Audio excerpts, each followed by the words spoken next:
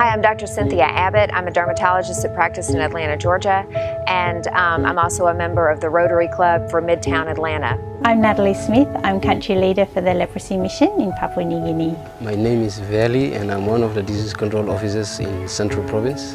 My name is April Harper and I'm a research scientist with YWAM Medical Ships Australia. Why we want to detect leprosy cases earlier is because it prevents disabilities from developing. Many people think of leprosy cases and think of fingers and toes falling off and really deformed people.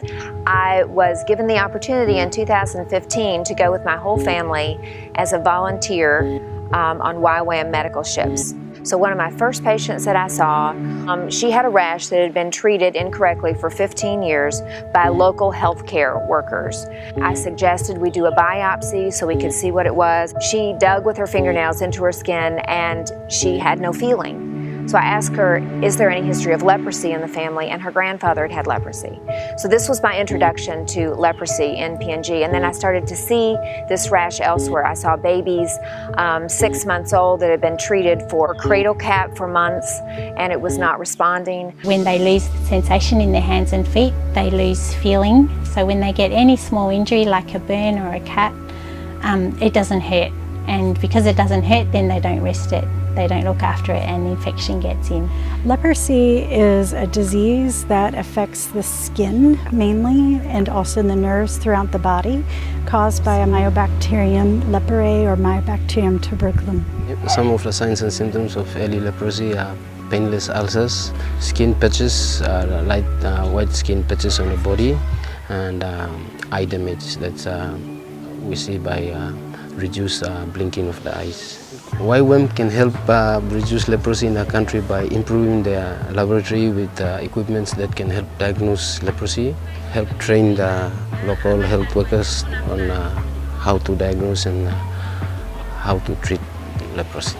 Leprosy is a slowly infectious disease, so people catch leprosy today, but they might not show the signs for 3 to 5 years. In PNG now there's a pool of undetected leprosy because the health system has forgotten how to detect leprosy. Some of the challenges we combating leprosy in here is a lack of trained manpower, lack of training materials, and geography is another problem that we face because normally people don't live in flat areas, some live in the mountains and it's very hard to get to those people.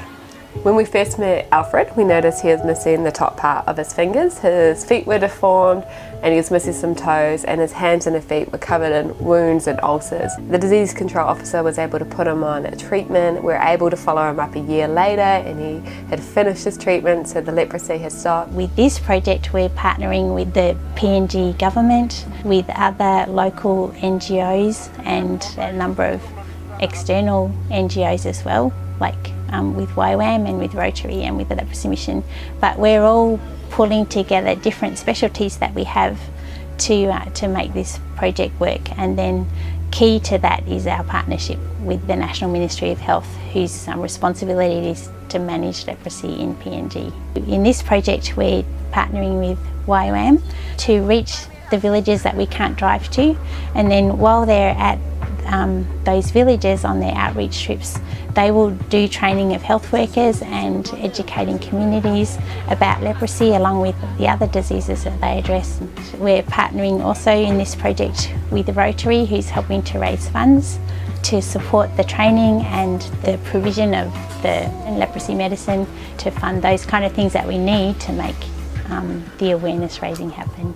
One of the main passions behind having an onboard laboratory on the YWAM PNG ship is to be able to really upskill and equip local community healthcare workers so that they can actually identify and diagnose disease for themselves. We're not only bringing current diagnostics, but we're helping to sow into the future, into the communities that we're serving, to train others how to do what we do on board so that they can actually catch TB for themselves and identify and screen for leprosy for themselves. Like this village we're in today has 4 people with leprosy.